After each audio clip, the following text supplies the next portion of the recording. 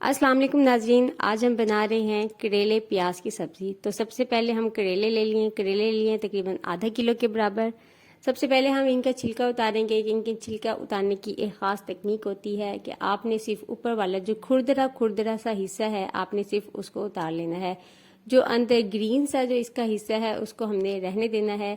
इसके जो है ख़ास तरीके से उसको उतारा जाता है।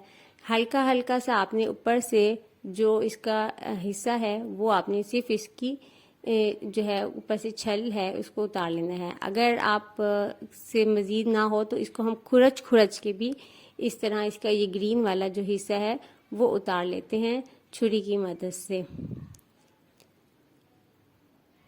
इसके बाद इस तरह उतारने के बाद हम इसको दो हिस्सों में कट कर लेंगे और जो इसके दरमियान में जो बीज वाले हिस्से हैं जो इसको हम साफ़ कर लेते हैं और जो बिल्कुल हमारे पास पतली सी लेयर आ जाती है हमने बेसिकली इस लेयर को कट करके पकाना होता है। उसके बाद हम इसको बारीक गोल गोल टुकड़ों के अंदर काट लें या आप लंबे लंबे हिस्से भी कर सकते हैं। मैंने इसे गोल कतलों में काटा है। दूसरा स्टेप है करेलों की कड़वाहट दूर करने के लिए हम इसके अंदर 1 चम्मच भर के नमक डालेंगे और इसको अच्छी तरह से रगड़ लेंगे।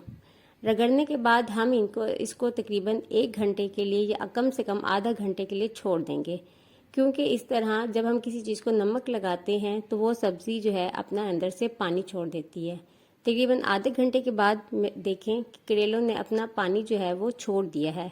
तो इस तरह करेलों के अंदर की जो कड़वाहट होती है वो इस तरह पानी के ज़रिए नमक लगाने से दूर हो जाती है। अब हम करेलों को उठाकर इस तरह हाथ की मदद से दबा दबा के पानी निकालेंगे। इससे ये फ़ायदा होगा जो करेलों के अंदर की जो कड़वाहट है वो निकल जाएगी।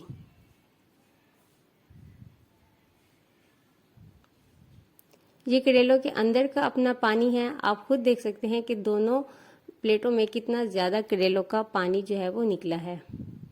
इस पानी को हम ज़ाया कर देंगे। अब हम करेलों को अच्छी तरह से रगड़ के दोबारा धो लेंगे, क्योंकि जो नमक हमने लगाया है वो नमक अच्छी तरह से वॉश हो जाए, क्योंकि हमने नमक की काफ़ी ज़्यादा क्वांटिटी इस्तेमाल की थी।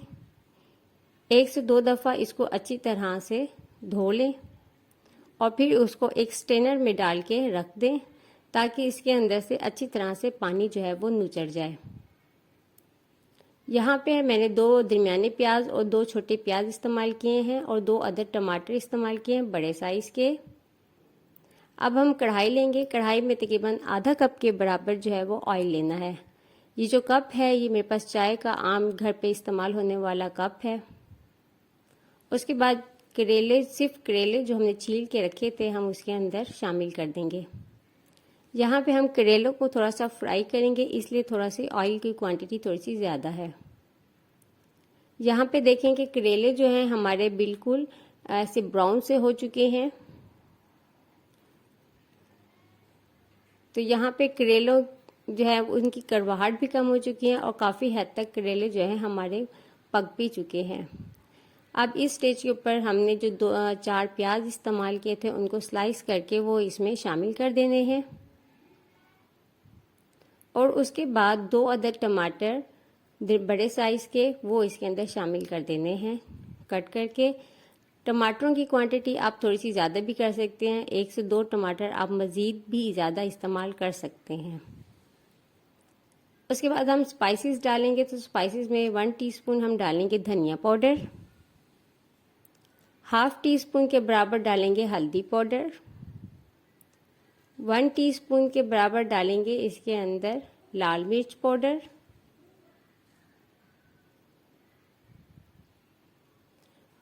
1 टीस्पून डालेंगे इसमें हम सौंफ, 1 टीस्पून डालेंगे हम इसमें कलौंजी और बहुत ही थोड़ा सा यानी कि ½ टेबल स्पून जितना हम डालेंगे इसमें नमक, क्योंकि करेलों में भी नमक मौजूद है तो इसलिए हम बहुत कम नमक डालेंगे। ज़रूरत हो तो आप इसके अंदर बाद में डाल लीजिएगा, लेकिन याद रखिएगा क्योंकि हमने शुरू में करेलों में नमक डाला था तो वो उसमें कुछ हद तक अब्जॉर्ब भी हो चुका होगा।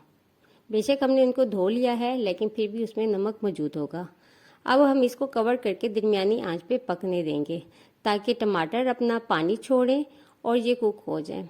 तो हम अगर थोड़ा सा डर हो तो हम इसके अंदर बहुत ही थोड़ा सा تقریباً آدھا کپ کے برابر جو ہے پانی اس کے اندر شامل کر دیں گے تاکہ کریلوں کے اندر جو تھوڑی بہت کسر ہو گلنے کی وہ پوری ہو جائے۔ ان کو اچھی طرح سے مکس کریں گے اور دوبارہ اس کو میڈیم آنچ کے اوپر پکنے کے لیے چھوڑ دیں گے۔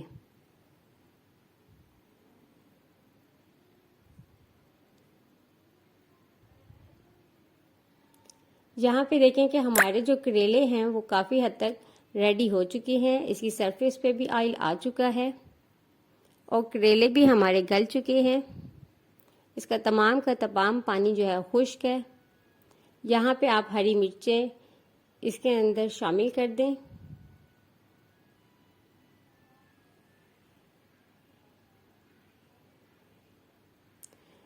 اس میں نے 1 ٹی اسپون زیرہ بھی شامل کیا تھا، لیکن میں نے اس کو ریکارڈ نہیں کر سکی، تو آپ اگر چاہیں تو 1 ٹی اسپون زیرہ بھی شامل کر سکتے ہیں۔ تو جو ہمارے کریلے پیاز ہیں یہ ریڈی ہیں۔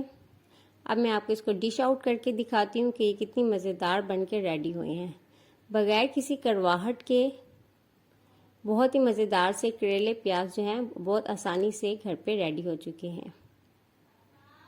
آئی ہوپ آپ کو یہ ریسیپی اچھی لگی ہوگی۔ ریسیپی پہ اچھی لگے تو کمنٹ کیجیے، اگر چینل پہ نیو ہیں تو چینل کو سبسکرائب کر لیجیے۔